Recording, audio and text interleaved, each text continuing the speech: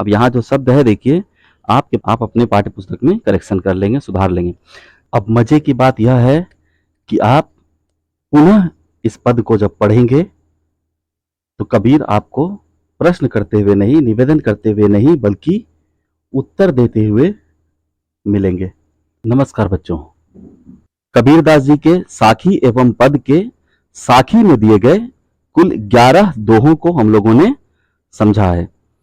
अगर आप लोगों ने पिछले वीडियोस को नहीं देखा है, दोहों को नहीं समझा है, कबीरदास जी के जीवन परिचय को नहीं समझा है, तो इस पाठ के पिछले वीडियोस का लिंक मैंने डिस्क्रिप्शन में दे दिया है। अब पद में कबीरदास जी के कुल 3 पद दिए गए हैं।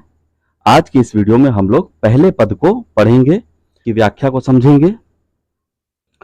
पहला पद है, झगड़ा एक निबेरहु राम। अब यहाँ जो शब्द है देखिए, आपके पाठ्य पुस्तक में शायद भूलवश निर्बेहु छप गया होगा। मेरी जानकारी के अनुसार ऐसा कोई शब्द नहीं है। निबेरहु जो शब्द है उसका अर्थ होता है निपटारा कर दो या सुलझा दो, समाधान कर दो। तो वहाँ जो शब्द है वह निबेरहु होगा। आप अपने पाठ्य पुस्तक में करेक्शन कर लेंगे, सुधार लेंगे। झगड़ा एक निबेरहु राम, जे तुम अपने जन सौ काम। ब्रह्मा बड़ा कि जिन रे उपाया, वेद बड़ा कि जहाँ ते आया। यह मन बड़ा कि जही मन माने, राम बड़ा कि राम ही जाने। कहे कबीर हौ भया उदास, तीरथ बड़ा कि हरि का दास। सबसे पहले बच्चों हम लोग इस पद के कठिन शब्दों के अर्थ को समझेंगे। झगड़ा, इसका शाब्दिक अर्थ है झगड़ा, परंतु यहाँ इसका अर्थ है द्वंद्व, अंतर्द्वंद्व, मन के भीतर चलने वाले द्वंद्व, या जिसे कहते हैं उहापोह की स्थिति, उलझन। जब मन के भीतर किसी बात को लेकर भ्रम की स्थिति बनी रहती है, जब हम कोई निर्णय नहीं ले पाते हैं, जब मन उलझ जाता है, ऐसी स्थिति को बताने के लिए कबीर ने झगड़ा शब्द का प्रयोग किया है। निबेरहु, निबेरहु जो शब्द है उसका अर्थ होता है निपटारा कर दो, समाधान कर दो या सुलझा दो। जन अर्थात भक्त या सेवक। ब्रह्मा सृष्टिकर्ता, हिंदू धर्म के अनुसार ब्रह्मा ने इस संपूर्ण सृष्टि को रचा है। जिनरे का अर्थ है जिसने या जिन्होंने। उपाया का अर्थ है बनाया या रचा। वेद, वेद धर्म ग्रंथ है, वेद आर्यों का धर्म ग्रंथ है। वेद कुल 4 हैं, ऋग्वेद, यजुर्वेद, सामवेद और अथर्ववेद। वेद के बारे में यह भी माना जाता है, यह भी धारणा है कि वेद ईश्वरकृत हैं, उसे किसी मनुष्य ने नहीं लिखा है। मन का अर्थ होता है चित्त या अंतःकरण। राम यहाँ कबीर ने परमात्मा को कहा है। माने का अर्थ है मानता है या स्वीकारता है। उदास अर्थात विरक्त हो जाना या उदासीन हो जाना। तीर्थ का अर्थ है तीर्थ, पवित्र या धार्मिक स्थल, तीर्थ स्थल। हरि का दास अर्थात भगवान का सेवक, भगवान का दास। अब आइए इस पद की व्याख्या को समझते हैं, और व्याख्या को समझने से पहले यह जान लेना है कि इसमें, इस पद में रहस्यवाद है। जैसा कहा जा रहा है वैसा ही सरल अर्थ नहीं है। पूरे अर्थ को बहुत ही गंभीरता से ध्यानपूर्वक समझेंगे, अंत तक समझने के बाद ही आप निष्कर्ष पर पहुंच सकेंगे। तो आइए इसकी व्याख्या को समझते हैं। इस दोहे में कबीरदास जी ईश्वर से निवेदन कर रहे हैं, झगड़ा एक निबेरहु राम, कि हे राम एक झगड़े को, एक उलझन को सुलझा दो। जे तुम अपने जन सौ काम, यदि तुम्हें अपने भक्त से, अपने सेवक से, अपने साधक से कोई काम हो, तो उसकी अगर तुम्हें जरूरत हो तो, यह कहने की एक शैली है, एक लहजा है, एक तरीका है। वास्तव में कबीरदास जी के कहने का तात्पर्य यह है कि अगर तुम्हारी नजरों में अपने भक्तों का, कबीर का कोई महत्व है, कोई अहमियत है, तो मेरे उलझन को सुलझा दो। और वह उलझन क्या है? किस उलझन में कबीर का मन फंस गया है, उलझ गया है? कौन सा द्वंद्व है जो कबीर के भीतर, कबीर के अंतर मन में चल रहा है? वह कौन सा भ्रम है जिससे कबीर का मन ऊहापोह की स्थिति में पड़ गया है? तो आगे कबीर कहते हैं, ब्रह्मा बड़ा कि जिन रे उपाया, वेद बड़ा कि जहां ते आया। झगड़ा या उलझन या द्वंद्व इस बात का है कि बड़ा कौन है।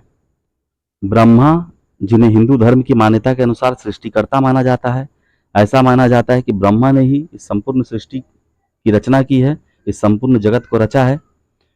तो कबीर का प्रश्न है कि वह ब्रह्मा बड़े हैं या वह बड़ा है जिसने ब्रह्मा को बनाया। अब आप सोचेंगे कि ब्रह्मा को किसने बनाया होगा, जब ब्रह्मा ने ही पूरी सृष्टि को रचा है। लेकिन कबीर यहाँ स्पष्ट कहना चाह रहे हैं कि ब्रह्मा को किसी भक्त ने, किसी ईश्वरवादी ने उसकी कल्पना की कि कोई ब्रह्मा है जो सर्वशक्तिमान है और उसने इस संपूर्ण सृष्टि को रचा है, इस संपूर्ण जगत को बनाया है। तो यह किसी भक्त की कल्पना है। वेद बड़ा की जहां तय आया। वेद आर्यों का धर्म ग्रंथ है। वेद को ईश्वरकृत माना जाता है। कबीर पूछते हैं कि वेद बड़ा है या जहां से यह आया, अर्थात वेद की उत्पत्ति का जो स्रोत है वह बड़ा है। तो वेद का ज्ञान बड़ा है, धार्मिक ज्ञान बड़ा है या परमात्मा बड़े हैं। जब कबीर वेद कहते हैं तो वह धार्मिक ज्ञान के राग की बात करते हैं, बाहरी दिखावे की बात करते हैं, धार्मिक वाद विवाद की बात करते हैं। कबीर धार्मिक वाद विवाद की अपेक्षा आत्मज्ञान को श्रेष्ठ मानते हैं। यह मन बड़ा कि जहि मन माने। हमारा मन बड़ा है या हमारा मन जिसे मान ले, जिसमें विलीन हो जाए, जिसमें आत्मसात हो जाए, जिसमें रम जाए, जिसमें हमारा मन एकाकार हो जाए, वह परमात्मा बड़ा है। राम बड़ा की राम ही जाने। राम बड़े हैं या वह बड़ा है जिसने राम को जान लिया है, अर्थात जिसने ईश्वर का साक्षात्कार कर लिया, अर्थात जिसे आत्मज्ञान हो गया है। कबीर यहाँ आत्मज्ञान की बात कर रहे हैं। कहे कबीर हो भया उदास, तीरथ बड़ा कि हरि का दास। कबीरदास जी कह रहे हैं कि इस उलझन में पड़कर, इस ऊहापोह की स्थिति में पड़कर, इस अंतर द्वंद्व के कारण कबीर का मन उदास हो गया है। तीर्थ बड़ा है, तीर्थ स्थान बड़ा है या हरि का दास, ईश्वर के भक्त बड़े हैं जिसने तीर्थ को बनाया है। तीर्थ को कोई ईश्वरवादी, कोई भक्त ही बनाया होगा। तो तीर्थ बड़ा हुआ या ईश्वर का दास होना ही सौभाग्य की बात हुई। तीर्थ तो बड़ा इसलिए होता ही है, महत्वपूर्ण इसलिए होता ही है कि वहां ईश्वर के दास, ईश्वर के भक्त इकट्ठे होते हैं। और स्पष्ट है, ईश्वर के दास का चरण जहां पड़ जाए वही तीर्थ है। तो बताओ कौन बड़ा हुआ, तीर्थ या ईश्वर के दास? कबीर का स्पष्ट कहना है कि ईश्वर का दास होना ही परम सौभाग्य की बात है। जब वास्तव में हम कबीर के इस रहस्यवाद को समझते हैं तो हम पाते हैं कि वास्तव में कबीर इस उलझन में नहीं फंसे हैं। कबीर तो पहुंचे हुए ज्ञान मार्गी संत हैं। वे तो इन बातों के निष्कर्ष तक पहुंच चुके हैं। वास्तव में लोग, समाज अनावश्यक इन झगड़ों में उलझे हैं, इस द्वंद्व में फंसे हैं, इस झगड़े में फंसे हैं, यह साबित करने में लगे हैं कि बड़ा कौन है। वेद बड़ा है या ब्रह्मा, या राम बड़े हैं या तीर्थ बड़ा है। इस पद के माध्यम से कबीर लोगों का, समाज का मार्गदर्शन करना चाहते हैं। कबीर उन्हें इस उलझन से बाहर निकालना चाहते हैं, उन्हें मार्ग दिखाना चाहते हैं। कबीर लोगों के इन तर्कों और झगड़ों से ऊब गए हैं और ऊब कर ही कबीर कह रहे हैं, हाँ भया उदास।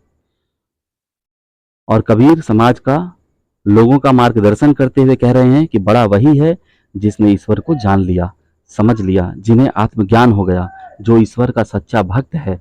और ईश्वर का सच्चा भक्त होना ही परम सौभाग्य की बात है।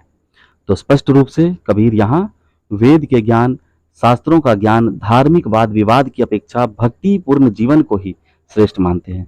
ईश्वर का सच्चा भक्त होना ही, ईश्वर का सेवक होना ही परम सौभाग्य की बात कबीर मानते हैं।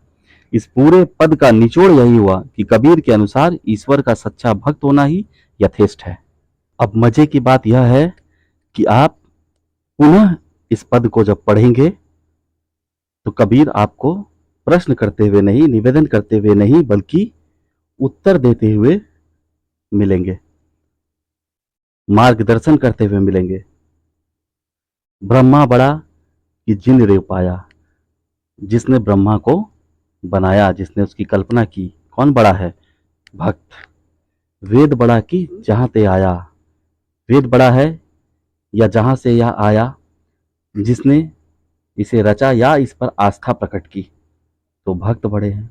या अगर आप इसे ईश्वर कृत भी मानेंगे तो वेद का वह ईश्वर कृत ज्ञान किन पर अवतरित हुए? ऋषियों पर, भक्तों पर। तो कौन बड़ा हुआ? भक्त होना ही सर्वोपरि हुआ, भक्त होना ही श्रेष्ठ हुआ।